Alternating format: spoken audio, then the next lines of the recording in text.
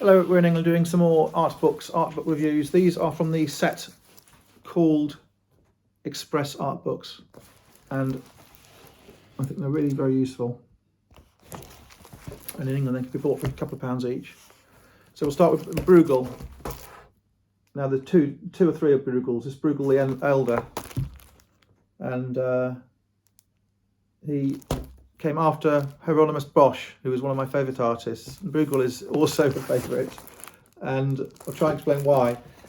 The title page shows painting in the snow, which is a commonly used Dutch thing, which is very appealing visually and distinctive visually. You'll see a lot of that in Russia and all over in the east as well, of course. And this one on the front depicts a hunting party turning to a village where there are frozen lakes. Not uncommon to see frozen rivers with skaters on in these paintings. And Bruegel the Elder, amongst his ordinary pictures, painting things like harvests and pub scenes and dancing scenes, he painted some horrific depictions, rather like Hieronymus Bosch, and they're pictures, put simply, of hell and purgatory and life on the way to hell and purgatory. This, for example, is a slightly crazy, surreal feast or party, open air party. It shows jousting, feasting, musicians, but there are dark elements. There are people being led away. There are clerics looking on in procession. There are nuns who are in the picture but not participating. So there's coding in there, much more than I have time to go into. But I will go into the next picture.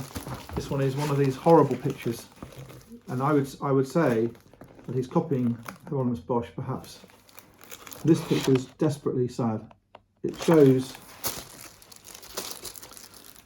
the aftermath or the midmath of a war. So a town has been burnt or sacked, and the army, the conquering army, has gone, and what's left is a pile of rotting corpses. There is a rank of religious characters just standing in line, watching in immaculate white vestments. You've got the dead soldiers as skeletons standing in ranks. They are holy soldiers because they have the Crusader's sword, but they're not Crusaders. Crusader's shield. There are some strange items going on. There's a table full of food, no one eating it. There is a skeleton collecting gold coins from the dead. And there are a variety of sorts of pictures of torture and hanging and burning. So the next plate shows a close-up. This shows people strapped to wheels on sticks to dry. It's called, they are being hung out to dry, literally. These are hangings. This is a skeleton beheading a person. This is a demon pulling by the head a person into a crevice in the rocks. So you can see these pictures are hardcore, savage pictures. These are the skeletons who are mopping up the living from the battlefield, collecting the soon-to-be dead. There is a trolley full of defleshed skulls. There was a habit in the Middle Ages, earlier Middle Ages, of taking the bones of your victims to a victorious town. You would keep the bones of who you killed and take them back home with you to show everyone at home who you killed. So there's some really quite grotesque elements to what's going on here. Another one from the same scene. It depicts chaos. It depicts violence, theft, and then we go on to the next picture. This is a picture of two monkeys chained to a window. We have a picture of a harvest. We have a picture of a carnival or a dance. We have another military picture. This shows a snow scene again. It shows an army heading into a village, and the soldiers are going house to house looking for someone or something. They're probably just looking for food, and they're running into all the houses. So they've taken this town by surprise, and they are going to ransack the town. This person here is begging the commander for mercy, and there are children being abducted. There are people being shackled, and a very unsavoury situation. This is a picture of a mountain, an army marching through a mountain. We have this lovely medieval foliation that's depicted in quite a distinctive way. This one's called The Conversion of Saul, 1567. So that's on the way to being 500 years old. This one shows, oh, I don't know, I'll look it up. The Land of Cocaine.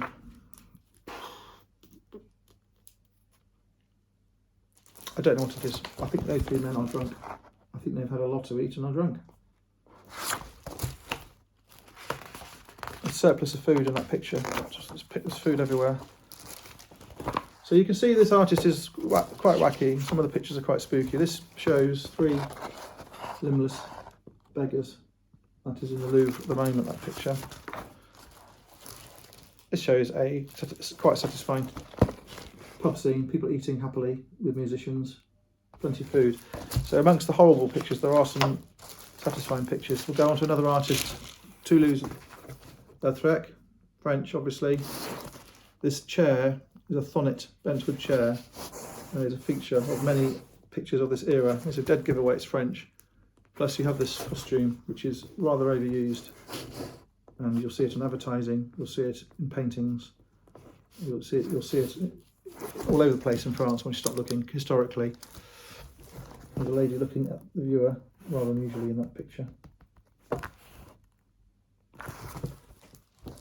So Henri de Toulouse-Lautrec, 1864-1901. So there were a lot of painters in this period, and I struggle to tell the difference between Monet, Manet, Cézanne, all these sort of painters. But you can tell nevertheless that they're French, and the techniques pretty much of the time, of the place. So I like them for that. You can put a pin on the map, and you can put a pin in the calendar and know what's going on and where it's going on. And obviously they're skillful artists. It's sort of Belle Epoque era. It's Victorian, but it's sort of Belle Epoque era. Rather over the top costumes and architecture and designs, and exuberant culture.